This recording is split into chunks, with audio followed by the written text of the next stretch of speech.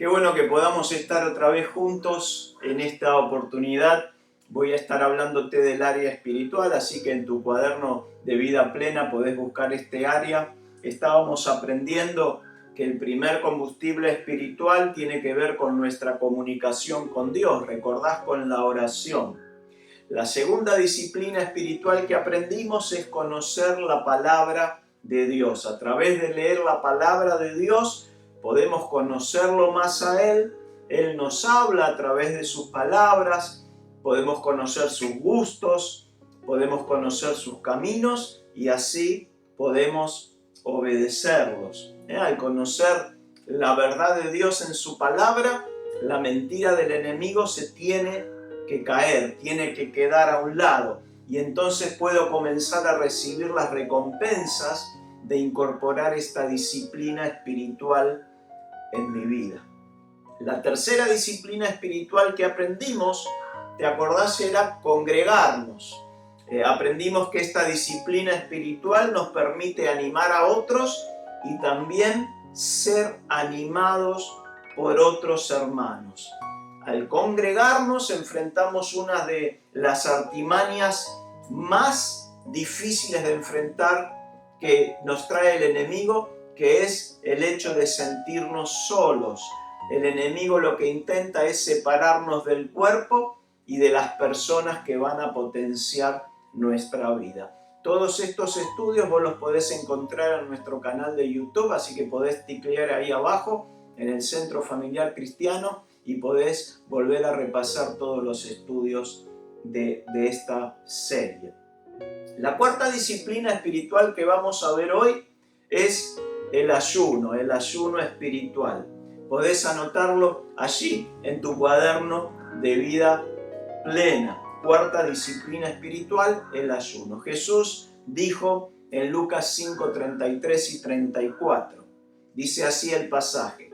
Cierto día algunas personas le dijeron a Jesús, los discípulos de Juan el Bautista ayunan y oran con frecuencia, igual que los discípulos de los fariseos. ¿Por qué tus discípulos están siempre comiendo y bebiendo? Jesús contestó en el verso 34, ¿acaso los invitados de una boda ayunan mientras festejan con el novio? Por supuesto que no. Pero un día el novio será llevado y entonces sí ayunará. Algunas personas le llamaban la atención la diferencia que había entre los discípulos de Jesús y los discípulos de Juan el Bautista, incluso de los que seguían a los fariseos. ¿Por qué? Porque ellos continuamente estaban ayunando. Y entonces Jesús les responde con un ejemplo muy claro. Mientras Él estaba, no era necesario que ellos ayunaran, pero sí iba a ser necesario que lo hicieran cuando Él fuera llevado por Dios al cielo.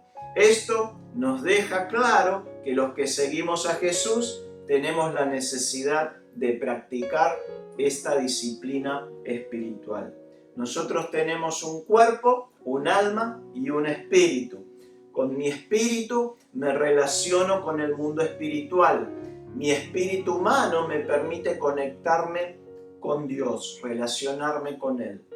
Mi cuerpo me permite relacionarme con el mundo físico y mi alma es la que aloja todas las emociones y donde está mi voluntad. Vendría a ser el centro de control donde tomo las decisiones. Cuando uno recibe a Cristo en su corazón, su espíritu se vuelve a reconciliar con Dios, se une al espíritu con Dios. La Biblia dice que somos un espíritu con Él. Pero en su cuerpo sigue alojando cosas de la vieja vida, de la vieja naturaleza. Su espíritu humano es vivificado por el Espíritu de Dios, pero la vieja naturaleza se opone a todo lo nuevo de Dios, que por lo general esa vieja naturaleza quiere hacer todo lo contrario que Dios desea que haga. Nuestro espíritu nació de nuevo y busca agradarlo. busca alinearse con Dios, pero nuestro cuerpo viejo, nuestra vieja naturaleza, tiende a resistirse a esa nueva vida. Por eso sentimos una lucha interior. Queremos agradar a Dios, pero terminamos haciendo cosas que nuestra carne quiere. ¿En qué consiste el ayuno? El ayuno consiste entonces en no alimentar nuestro cuerpo físico por un tiempo. ¿Qué pasa con nuestro cuerpo cuando no se alimenta? Se debilita. Y en lugar de eso, en lugar de fortalecer nuestro cuerpo, al ayunar lo debilitamos, pero lo que hacemos es fortalecer el espíritu. Dejamos de comer un tiempo y a la vez en ese tiempo de ayuno, cuando dejamos de comer, nos dedicamos a practicar las disciplinas espirituales. Nos dedicamos a orar, nos dedicamos a buscar a Dios, nos dedicamos a buscar en la Biblia palabras, promesas, nos dedicamos a alabar a Dios, nos dedicamos a buscar su presencia de una manera más profunda. Es decir, practicamos todas las disciplinas espirituales para que nuestro espíritu sea el que se fortalezca, mientras nuestro cuerpo se debilita, y de esta manera estaría yo siendo menos carnal y más espiritual. En este punto, cuando dejo de comer, estoy creando una atmósfera espiritual al buscar a Dios a mi alrededor, que me permite sentirme más cerca de Dios, tener mayor facilidad de escuchar su voz y tener mayor intimidad. Mientras ayuno, acompaño este tiempo con palabra de Dios, con alabanza, con oración, porque si yo no como y no hago nada, eso es simplemente una dieta. Entonces, ¿cuándo tengo que ayunar? Bueno, tengo que ayunar, lo puedo hacer, como te decía, como una práctica. Lo puedo hacer una vez por semana, lo puedo hacer una vez por mes, o también en ocasiones especiales. Cuando yo me estoy dando cuenta que me estoy debilitando espiritualmente, puedo incorporar un ayuno para debilitar mi cuerpo y fortalecerme espiritualmente. ¿Cuándo tengo que ayunar? ¿Cuándo es bueno ayunar? Cuando tengo que tomar una decisión importante.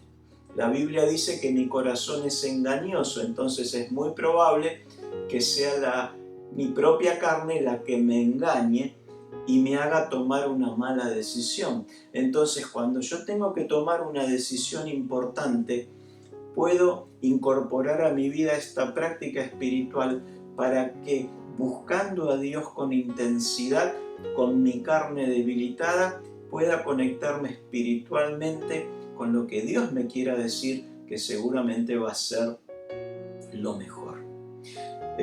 Recordemos que el ayuno es debilitar la carne para fortalecer el espíritu.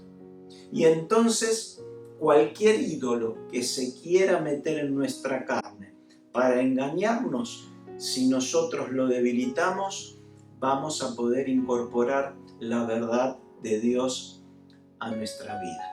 Al ayunar, le estoy dando más poder a mi espíritu para escuchar más claramente la voz de Dios. De esta manera voy a poder tomar decisiones mucho más sabias, porque las voy a tomar a la manera de Dios. Necesito ayunar también cuando enfrento alguna lucha espiritual especial, cuando siento una opresión rara a mi alrededor, cuando tengo sentimientos carnales muy fuertes.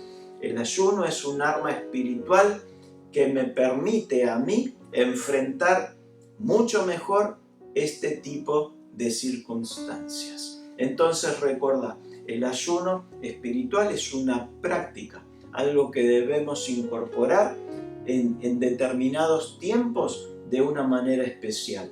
Y si no, la podemos incorporar semanalmente o mensualmente, practicar un día de ayuno. Podés saltear el almuerzo, podés hacer un ayuno parcial o un ayuno total. También podés hacer ayuno de cosas dulces o podés hacer ayuno de algunas cosas que te gusta hacer mucho o comer mucho, para que tu cuerpo se sienta que es ahora el Espíritu el que está gobernando todas las áreas de tu vida. La quinta disciplina espiritual que quiero compartirte hoy es el diezmo. El diezmo es devolverle al Señor una parte de lo que Él nos dio. Esta disciplina espiritual, por lo general, es una de las disciplinas espirituales más cuestionadas y para algunos también es la más descuidada o la más desordenada. Por eso es bueno que te hable acerca del diezmo. El diezmo generalmente, como te decía, es algo cuestionado, es algo que en la iglesia a la gente no le gusta hablar, no le gusta hablar de dinero. La Biblia dice en Timoteo que la raíz de todos los males es el amor al dinero. Por eso esta área es un área complicada y es un área que por lo general no nos gusta hablar. La pregunta más común que escuchamos acerca de diezmar o no es si es bíblico, si es algo de la ley de Moisés o es algo que prescribió cuando Jesús vino a fundar aquí a su iglesia. Si sigue activa la bendición y protección de Dios o no con respecto al diezmo. Así que tenemos varias preguntas para responder. Una buena pregunta para hacernos es: ¿cuál es la verdadera motivación que se esconde detrás de nuestras preguntas o cuestionamientos acerca del diezmo? Porque si uno se pregunta, o si la pregunta surge porque quiero dar más que el diezmo mencionado en el Antiguo Testamento, es decir, que la persona que ganaba 100 pesos traía al templo 10 pesos. Si ganaba 1000, traía 100. Si traía, por ejemplo, trigo, traía el 10% del trigo que había cosechado. Ahora, si mi motivación es dar más, por eso pregunto, no hay nada que te impida hacerlo. Es decir, si vos querés dar un 10% más, si vos querés dar un 20%, si querés dar un 30%, no hay nada que te impida hacerlo. Ahora, la pregunta por lo general puede surgir en un corazón dubitativo, porque a lo mejor la persona tiene temor de estar dándole más a Dios. Es decir, estoy dando más de lo que me correspondería dar. ¿Por qué yo me cuestiono si el diezmo es de la ley, si es antes de la ley, si caducó cuando el Señor vino? Es decir, si mi motivación es darle menos a Dios, ¿sabes? Tampoco hay nada que te impida hacerlo. De hecho, en nuestra congregación vos sabés que sos libre para diezmar y sos libre para no diezmar. Podés hacerlo y podés no hacerlo. El problema que, como entendemos, es una disciplina espiritual, te estás perdiendo las promesas de bendición que hay en la palabra para aquellos que practican esta disciplina espiritual. Dios estableció en el Antiguo Testamento una ley para el diezmo. Dice Deuteronomio 14:22. Indefectiblemente diezmarás todo el producto del grano que rindiere tu campo cada año. Es decir, si yo compro una propiedad o un campo y esa propiedad a mí me da un alquiler o me da fruto o me da una cosecha, yo de ese fruto, de ese alquiler, de esa cosecha, tengo que apartar el diezmo indefectiblemente y llevarlo a la casa de Dios. Es interesante la palabra que se usa acá en Deuteronomio, que es indefectiblemente. Esto es algo muy claro y específico. Quiere decir que todos vamos a diezmar. Es decir, vos podés diezmar como una práctica espiritual, llevando tu diezmo a la casa espiritual donde te congregás y recibís palabra, o podés diezmar al mundo de las tinieblas, porque la Biblia dice que todos vamos a diezmar. ¿Cómo te lo cobra el mundo de las tinieblas?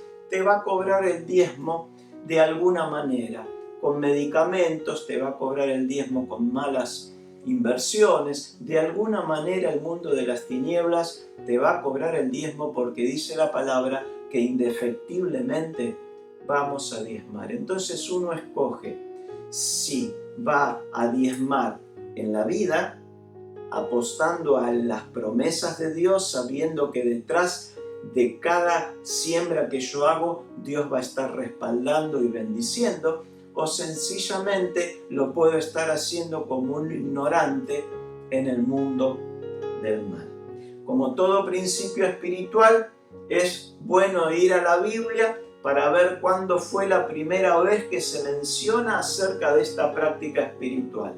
Y encontramos que esta práctica fue hecha por Abraham mucho tiempo antes de que se estableciera la ley. Así que el diezmo no es una práctica que nace en la ley. En la ley sí Dios lo estableció como un reglamento, como un mandamiento. Pero mucho antes de eso, Abraham ya entregó los diezmos. Al final de la enseñanza te voy a hablar de esto. Lo interesante es que sí, en la ley Dios estableció un sistema tributario en el Antiguo Testamento que era destinado para el mantenimiento del templo, para los hermanos que trabajaban en el templo, para los sacerdotes, para los levitas, y también para ayudar a las necesidades que la gente que iba al templo tenía: alimento, vestimenta, problemas económicos.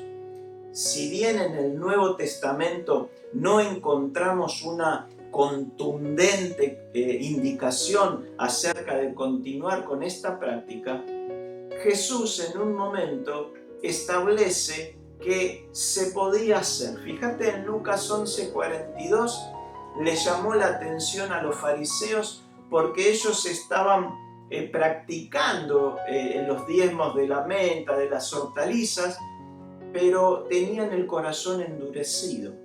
Dice en Lucas 11:42 Jesús: ¿qué mal les va a ir? Ustedes se preocupan por dar a Dios como ofrenda la 10ª parte de las legumbres, de la menta y de la ruda que cosechan en sus terrenos, pero no lo aman, ni son justos con los demás. Deben dar a Dios la 10ª parte de todo, pero sin dejar de amarlo y sin dejar de ser justos. Jesús dice: tienen que dar el diezmo, pero también tienen que amar a Dios y tienen que ayudar a sus hermanos. Jesús aprobaba en el Nuevo Testamento la práctica del diezmo, pero desaprobaba la conducta de los que diezmaban.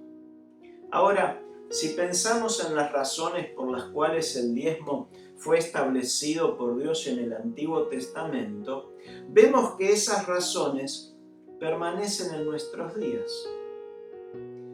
El sostén de las familias pastorales, el mantenimiento de los templos, de los santuarios, la construcción de nuevos templos, la ayuda a la gente necesitada dentro de la iglesia y fuera de ella, el financiamiento de actividades comunitarias. Quiere decir que el principio de la necesidad que estaba en el Antiguo Testamento también está hoy en el Nuevo Testamento, en nuestros días.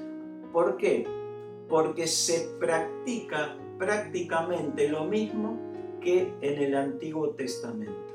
Entonces, podemos entender que de alguna manera la congregación tiene que traer sus ofrendas, sus diezmos a la casa de Dios para que en la casa haya alimento, alimento físico y alimento espiritual.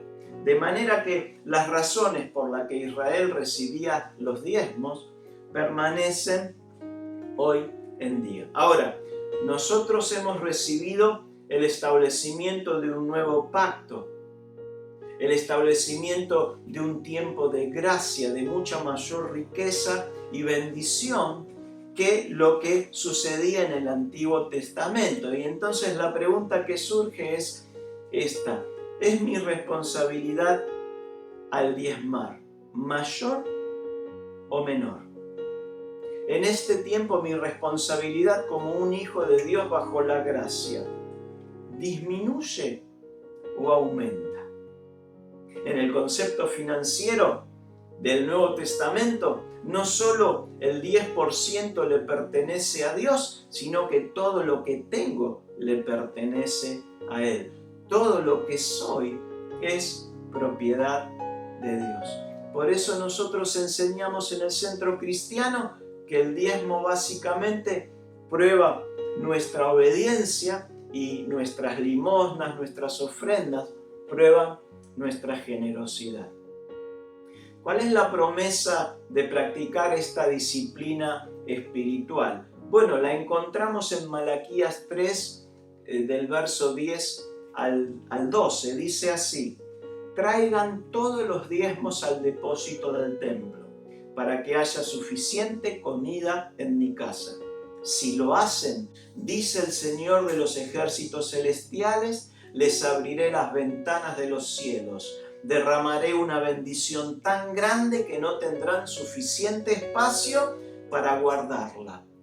Inténtenlo, pónganme a prueba. Sus cosechas serán abundantes porque las protegeré de insectos y enfermedades. Las uvas no caerán de las vides antes de madurar, dice el Señor de los ejércitos celestiales. Entonces todas las naciones los llamarán benditos, porque su tierra será un deleite, dice el Señor de los ejércitos celestiales. Como ves, hay promesas de protección, promesas de provisión, promesas de abundancia, promesas de bendición extrema, a tal punto que toda la gente que te rodea va a notar que sos un bendito de Jehová.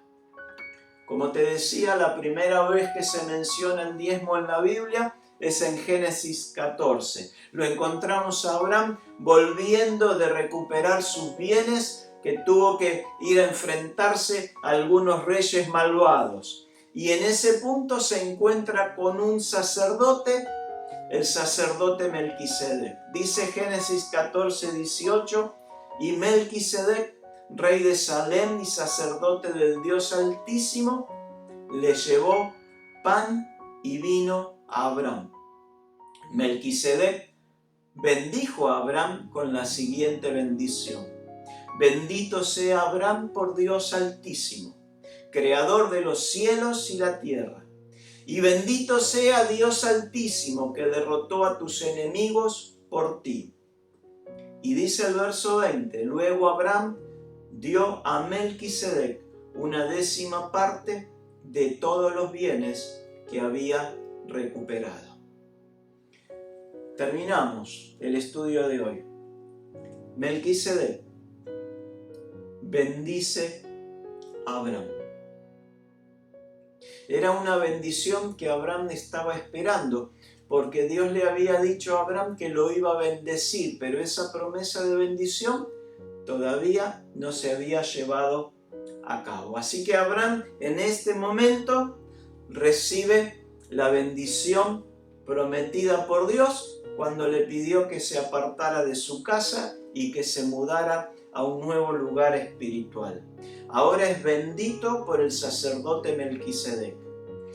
Y además recibe Abraham pan y vino.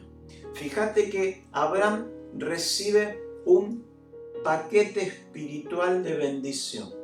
Esto es muy importante que vos lo tengas en cuenta, que lo anotes en tu cuaderno de vida, porque es lo que vos tenés que recibir en la casa espiritual donde te estás congregando. Tenés que recibir bendición, tenés que recibir pan, alimento espiritual y alimento físico natural si lo necesitas. Y tenés que recibir vino, tenés que recibir unción. Este paquete espiritual vos tenés que recibir allí en el lugar donde te estás congregando.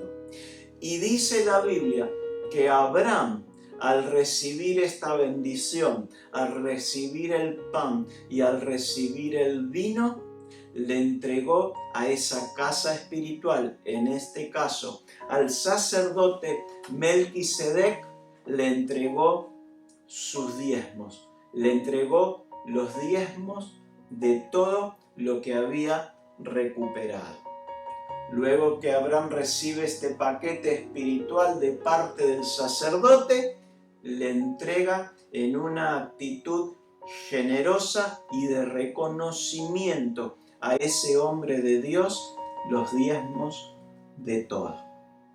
Desde ese momento, Abraham pasa a vivir como un bendito con los cielos abiertos, camino a sus promesas.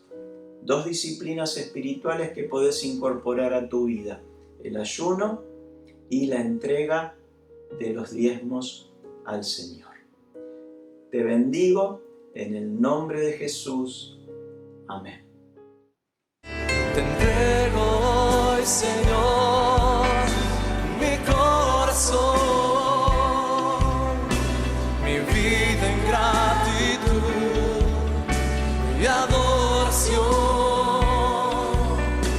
amándote en verdad y confiando en ti. Todo mi ser hoy se humilla a ti, porque eres digno, porque eres digno, digno de alabar.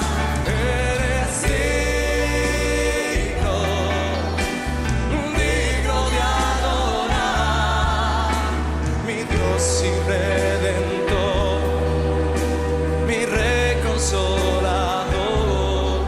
Eres mi Padre, Dios de amor.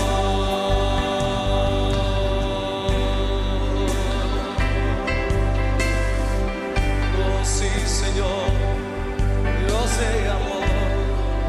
Te entrego